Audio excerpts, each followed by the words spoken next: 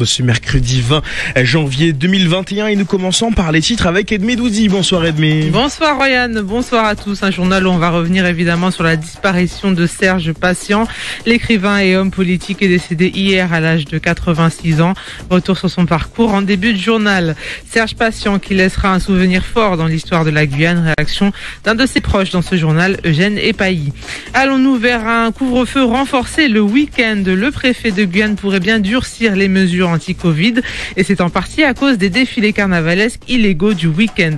Un couvre-feu renforcé, une idée qui ne séduit pas du tout le député Lénaïque Adam. Il s'est exprimé sur le sujet. On parlera aussi d'un autre sujet qui fâche, les nids de poules en Guyane. Ils sont de plus en plus nombreux. Reportage à Cayenne dans ce journal. Et enfin, ce beau geste de solidarité à Saint-Laurent-du-Maroni. Un jeune homme a sauvé un SDF de la rue. Il vous racontera tout en fin de journal. Voilà les titres de ce 18h de la rédaction. Bienvenue à toutes et à tous.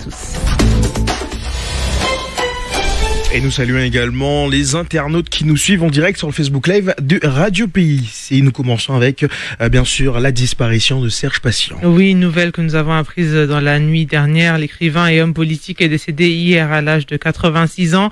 Reconnu comme un illustre intellectuel, Serge Patient s'en est allé en laissant des œuvres ancrées dans le patrimoine culturel guyanais et en ayant marqué la société, notamment à Kourou, par son engagement politique.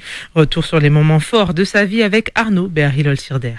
Né en 1934 à Cayenne de parents instituteurs originaires de Mana, Serge Patient rentre au lycée en littérature. Durant cette période, le jeune homme de 16 ans côtoie des intellectuels guyanais qui ont été une source d'inspiration, notamment en poésie. Mais avant de se lancer en littérature, Serge Patient débute sa carrière dans l'enseignement en 1958, puis devient principal du collège de Kourou de 1970 à 1974 et enfin proviseur du lycée Gaston-Monnerville en 1988. Son premier ouvrage, Le Nègre du gouverneur, une chronique coloniale, est édité en 1978, un roman qui raconte la vie d'un esclave très ambitieux. Ce livre marque le début d'une carrière littéraire. On se souvient aussi de Guyane pour tout dire et Le mal du pays, des poèmes de 1980, ou bien encore Créole, langue, culture et identité, un essai de 1986. Ce qui lui a valu 2 distinctions pour l'ensemble de ses œuvres, lauréat du prix Carbet en 2001, ainsi que le prix Doc-Occulture en 2017 de la CTG. Homme de lettres, mais aussi politique, Serge Patient est fondateur de l'Union du peuple guyanais. Il devient alors de 1974 à 1980 le président du Conseil régional de Guyane, conseiller général du canton de Kourou de 1973 à 1998, et puis enfin adjoint au maire de Kourou jusqu'en 1995. Serge Patient aura ainsi marqué les esprits par sa poésie et laissé une empreinte dans la société guyanaise par son engagement politique. Les moments forts de la vie de Serge Patient par Arnaud Béharry-Lolsirder. Serge Patient, on l'a dit, une figure de la politique mais surtout de la culture guyanaise. Ils sont nombreux aujourd'hui à lui rendre hommage, que ce soit du monde politique aux personnalités de la littérature. Eugène Epailly, par exemple, se souvient de cet homme qu'il admirait. L'historien a découvert Patient alors qu'il était au lycée et il est tout de suite tombé amoureux de son style élaboré. Je trouvais que son style était très proche de celui d'Aimé Césaire. Voilà, donc des chants de la négritude. Et j'en demande pas d'ailleurs. Je pense que s'il avait été dans un autre mouvement, une autre société que la nôtre, avec beaucoup plus d'émulation intellectuelle, c'est quelqu'un qui aurait été dans le mouvement de la négritude. Il était d'ailleurs dans le mouvement assimilationniste. Les gens ne le savent pas, mais il avait fondé un journal qui s'appelle La Conscience, si je ne m'abuse. Et quand j'ai lu La Conscience, sans savoir qui avait signé l'article, et l'article était de très haut niveau. C'était du très haut niveau. Mais malheureusement, je dirais, Serge est resté un proviseur du lycée, je crois Gaston-Monnerville de Kourou, en écrivant quelques poèmes qui, à mon avis, sont pas du tout révélateurs du potentiel intellectuel de l'individu. Puis je pense que la politique, c'était pas son trip, visiblement, même s'il était à Kourou. Il n'a rien laissé comme trace tangible pour moi en tant que politicien, alors que sa voix était plutôt celle de l'écriture. Les souvenirs d'Eugène Epailly au sujet du décès de Serge Patient. Autre disparition en Guyane, celle qu'on surnommait Man Yaya. Théophila Léaco Champestin est décédée hier à l'âge de 105 ans. Véritable potomitan de la tradition, elle était notamment connue pour son activité d'accoucheuse et de guérisseuse qu'elle a exercée durant des années. Elle était aussi une figure de la commune de Sinamari dont elle était la doyenne. Allons-nous vers un confinement le week-end? Oui, Ryan, c'est une question qui se pose suite aux événements de dimanche dernier. Instaurer un couvre-feu renforcé le week-end, Thierry Kefelec, le préfet de Guyane, y pense de plus en plus. Il a rencontré hier des élus et des carnavaliers pour en discuter.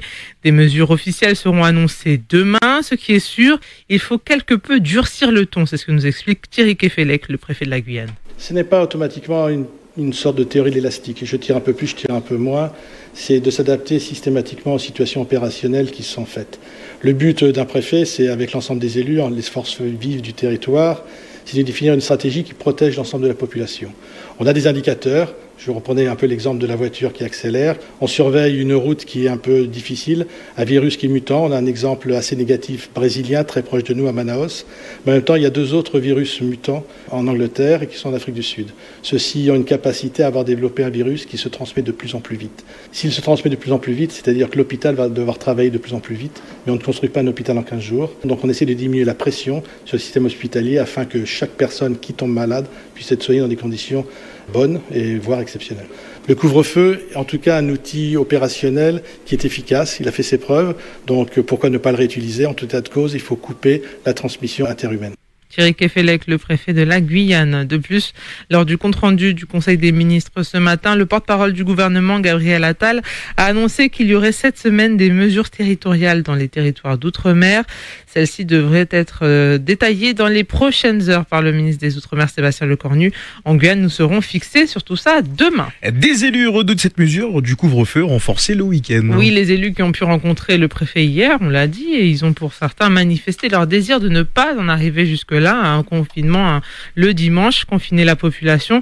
Et c'est le cas par exemple du député de la 2e circonscription, Lénaïque Adam, qui se dit contre cette idée. On l'écoute. Je ne suis pas d'accord avec l'idée de couvre-feu le dimanche, puisque pour moi, ça serait une certaine façon de contourner l'incapacité peut-être de l'État à ne pas pouvoir maintenir l'ordre. Donc le sujet est principalement le maintien de l'ordre, qui n'est peut-être pas possible, et donc il n'est pas question de punir la majorité des Guyanais parce qu'un certain nombre décident, en toute responsabilité, d'aller défier l'État ou de ne pas respecter l'arrêté préfectoral. Je comprends les personnes qui sont fatiguées du couvre-feu, du confinement. Même moi, je suis fatigué et épuisé. Et d'ailleurs, c'est pour ça que je le dis clairement au préfet qu'il n'est pas question pour moi de soutenir l'idée d'un confinement du samedi au lundi matin. Pas question. Parce que je pense que la population attend de nous des positions fermes et des positions radicales puisque la situation l'impose. Le député Lénaïque Adam au micro de Gilles Vernet. Le journal de Radio Pays avec Ed Medoudi. Et dans le reste de l'actualité, les soldes ont débuté aujourd'hui. Oui, jusqu'au 16 février. Alors malgré un regain d'activité entre septembre et les fêtes de fin d'année, les commerçants de Guyane tirent un peu la langue. Ils sont beaucoup à écouler leur stock dès aujourd'hui à coup de remises spectaculaires. Certains sont même allés jusqu'à moins 70%. Et nous parlons d'un autre sujet qui fait parler beaucoup. Les nids de poules se font de plus en plus nombreux. Oui, où que vous soyez, Royan, chaque jour, je suis sûr, vous avez eu affaire à eux. Ces nids de poules qui sont dangereux pour les usagers de la route et abîment les véhicules. Et cela devient vraiment difficile de les éviter car il y en a partout. Nous sommes allés voir à Cayenne et aux alentours. Cela gêne les professionnels de la conduite. Florian Royer les a rencontrés. Les nids de poules, c'est le quotidien de ce moniteur d'auto-école. Il interpelle même ses élèves sur ce danger qui fait partie intégrante de la conduite dans Cayenne. Les élèves qu'on essaie de mettre en garde, puisqu'ils sont débutants, mais les élèves confirmés qu'on va dire qui sont proches du niveau de l'examen, on essaie de les laisser se débrouiller tout seuls. Mais des fois, il y a des ratés. Et prendre un nid de poule, cela signifie parfois de la casse de matériel. Il y a quelques années où j'ai eu vraiment 2 grosses casses au niveau de mes véhicules, où il y a 2 véhicules où j'ai dû faire changer les suspensions. Et ça a chiffré au niveau de la facture. Ces trous dans la chaussée, parfois très profonds, ne sont pas un danger seulement pour le matériel, mais aussi pour les usagers de la route, notamment pour les 2 roues. Antoine Dujardin est moniteur à Ignition Moto, une auto-école spécialisée dans les deux roues. Les usagers, ils vont être eux-mêmes surpris, donc ils vont faire des écarts de trajectoire sans forcément avoir le temps de vérifier s'ils peuvent le faire, s'il y a quelqu'un derrière, si quelqu'un les dépasse, sans clignoter, sans surveiller. Donc lui, il y a un risque réel de collision entre les véhicules à cause de ces trous qui obligent à faire des gros écarts de trajectoire. Et même le jour de l'examen du permis, il faut les prendre en compte maintenant. Ce matin, on était en examen et l'inspecteur qui était présent ce matin a bien précisé au candidat qui se présentait qu'il allait le prévenir de quelques trous qui allaient se retrouver sur sa trajectoire. Et forcément, il est obligé de les prévenir parce qu'ils sont très dangereux. La mairie de Cayenne tient à rassurer, les réflexions ont déjà commencé, promet Julien Bélizer, l'adjoint en charge de l'infrastructure et des travaux de proximité. La programmation a commencé depuis 4-5 semaines, sinon plus. Mais aujourd'hui, avec la saison des pluies qui a démarré, il nous est fort difficile de pouvoir continuer à reboucher les trous. Mais les travaux ont pris un peu de retard. C'est vrai que on n'a pas pu reboucher beaucoup de trous au mois de décembre. Nous avons eu pendant un certain temps une rupture de service par rapport au Covid, justement. Je pourrais dire que le retard est peut-être dû à cela. Et monsieur Bélizer d'ajouter que chaque année, la mairie de Cayenne consacre entre 400 et 800 000 euros à l'entretien des routes. Les nids de poules de Guyane, c'était le reportage de Florian Royer. Et on termine ce journal avec un peu d'émotion, un beau geste de solidarité. Effectivement, il y a une belle histoire qui s'est déroulée à Saint-Laurent-du-Maroni, celle d'un jeune homme qui a sauvé un SDF de la rue. Ce jeune homme, c'est Félix Baldveil, 22 ans, originaire de Strasbourg. Il est arrivé en Guyane il y a 3 mois et il a rencontré Jackie Baumgartner, 70 ans, bloqué en Guyane et à la rue depuis 10 mois, notamment à cause du Covid. Il s'est donc mobilisé pour l'aider. La suite, c'est lui-même qui va vous la raconter. J'étais à Saint-Laurent du côté du camp de la déportation et j'avais un souci tout simplement avec mon téléphone et je cherchais quelqu'un qui pouvait m'aider. Alors j'ai vu Jackie qui était assis à une table et que je connaissais pas à ce moment-là, donc je suis allé lui adresser la parole. Et là où il m'a expliqué qu'il était SDF et que c'était une période assez compliquée pour lui. Et donc au final, on a parlé, je pense, pendant 1 heure, 2 heures assez facilement. Et après ça, donc je suis rentré chez moi. Et l'histoire qu'il m'a racontée m'a pas mal travaillé. Donc je me suis demandé comment je pouvais l'aider. J'ai pas mal réfléchi. Et donc c'est comme ça que m'est venue l'idée de faire une cagnotte. Donc l'idée que je lui ai soumise le lendemain. Et il a tout de suite adhéré. Donc j'ai créé la cagnotte le lendemain de notre rencontre. Félix Baldveil, l'ange gardien de Jackie, un SDF en Guyane depuis 10 mois. Et d'ailleurs, l'objectif de sa cagnotte a été rapidement atteint, même dépassé, ce qui a permis aujourd'hui à Jackie de rentrer chez lui à Belfort, dans l'est de l'Hexagone. Il me semble qu'il est déjà à l'aéroport et il prend dans la direction de l'Hexagone. Exactement, prêt à partir aujourd'hui. Merci beaucoup Edmé Doudi. Le prochain point de l'information, ça sera demain dans les matinales dès 5h avec Florian Royer. Vous êtes de retour à 13h et Arnaud Béaré-Lolciarder qui reprend votre place à 18h. Exactement. Bonne soirée à tous.